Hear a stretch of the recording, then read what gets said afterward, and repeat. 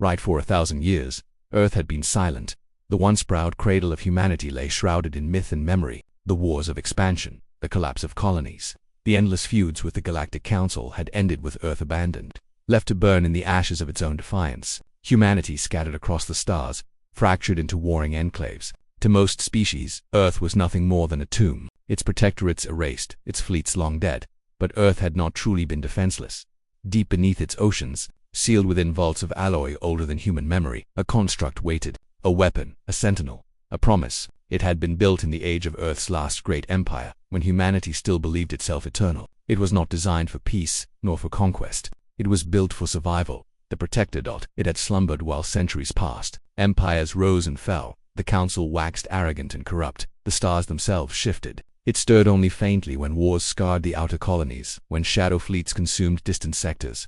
But when the darkness turned, its gaze back to Sol when ships of nightmare shapes crossed the void to claim Earth's husk. The Protector awoke. The first sign was seismic earthquake storms rippled across the Pacific, great waves tearing through forgotten coastlines. Satellites recorded surges of magnetic energy not seen since the dawn of fusion drives. Then, from the ocean's depths, a shape began to rise. It broke the surface in a tower of steam and fire. A colossus forged from black alloy and shimmering light, taller than mountains, vast enough to darken the horizon. Its body was not machine in any way the galaxy understood. Its joints hummed like a choir, its armor flexed as though alive, and at its heart burned a core older than the Council itself. The Protector had returned, and not a moment too soon. The darkness had arrived at Neptune's orbit, a fleet of impossible-sized ships made from corpses of fallen civilizations, powered by something colder than energy, darker than matter. They blotted out the stars, advancing without sound, without diplomacy, without reason. The Council had fallen silent, unwilling to sacrifice their dwindling fleets. Humanity's scattered colonies prayed for a miracle.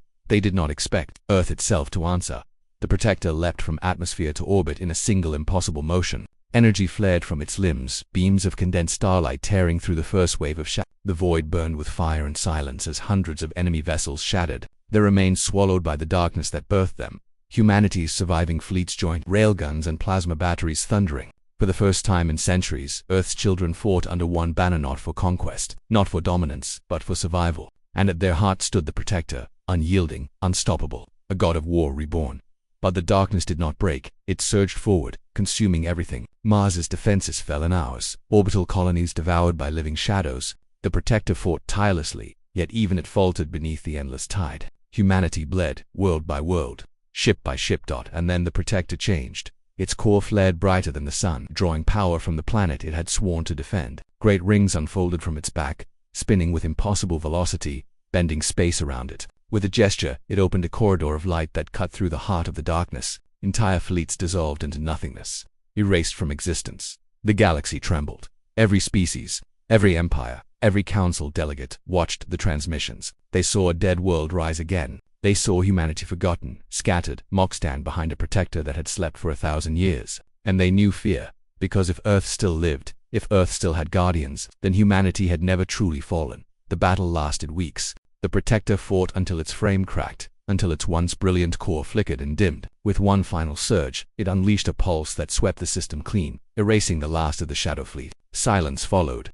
The darkness retreated into the abyss. But the Protector did not stand. It sank back into the Pacific. Broken, its light extinguished, it not gone. Humanity rushed to recover what remained, engineers swearing to restore it, leaders vowing never again to abandon their home. The legend of Earth's last Protector spread like fire. Colonies rallied, factions united. The Council, trembling, offered alliances where once they had demanded obedience, because the galaxy now understood Earth was not dead. Humanity was not finished. And if the Protector could rise once, it could rise again. Deep beneath the waves, its core pulsed faintly, waiting.